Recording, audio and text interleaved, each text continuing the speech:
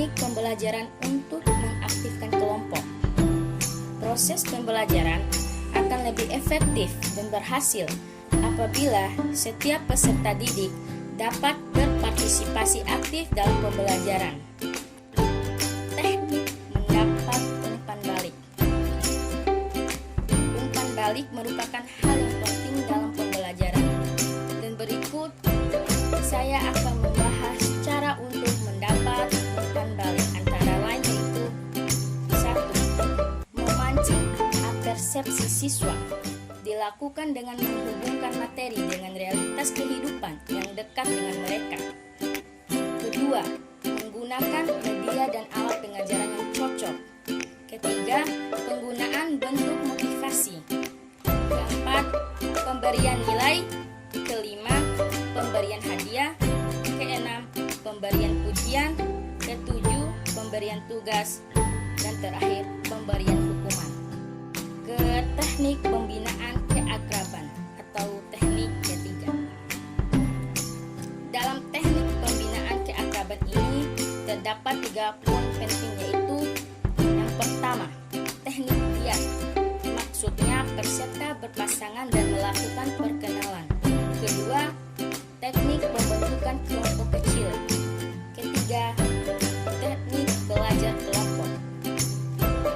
Selanjutnya kita akan masuk ke teknik keempat, yaitu curah pendapat.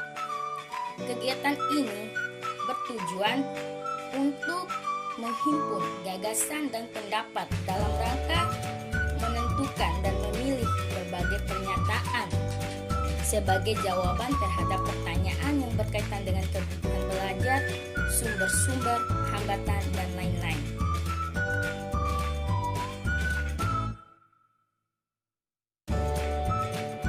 Teknik perumusan tujuan.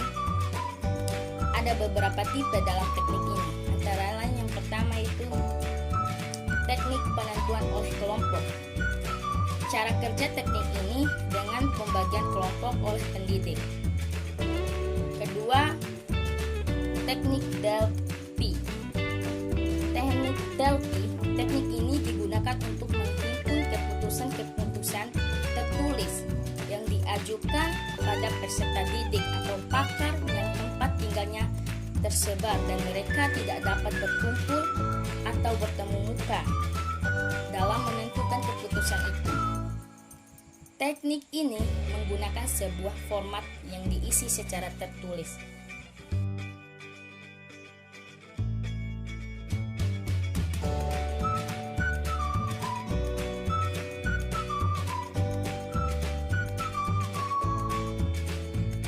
Model reasoning dan problem solving. Reasoning merupakan bagian berpikir yang berada di atas level memanggil atau retensi yang meliputi basic thinking, critical thinking, dan creative thinking.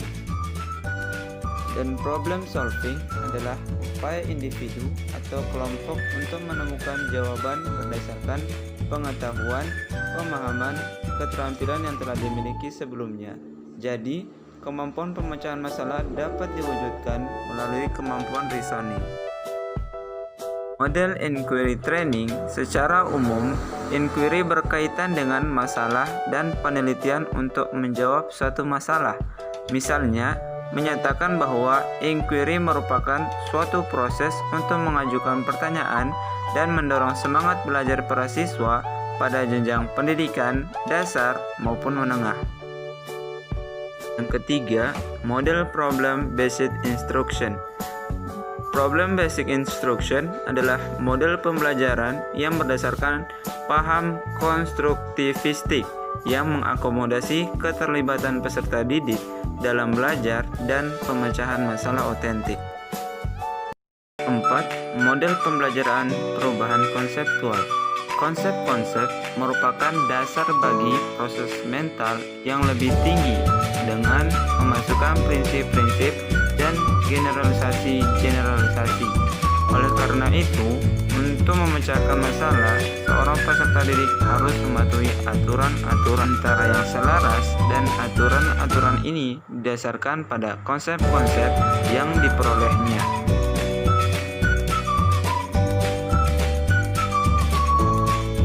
Yang kelima dan yang terakhir ialah model group investigation. Didikan yang utama adalah peserta didik hendaknya aktif atau learning by doing.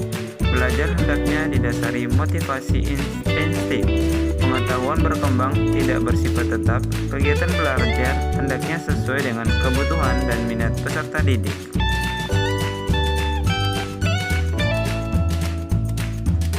Dan pendidikan harus mencakup kegiatan belajar dan prinsip saling memahami dan saling menghormati satu sama lain, yang artinya prosedur demokratis sangat penting. Kegiatan belajar hendaknya berhubungan dengan dunia nyata, gagasan yang diwujudkan dalam model grup investigasi.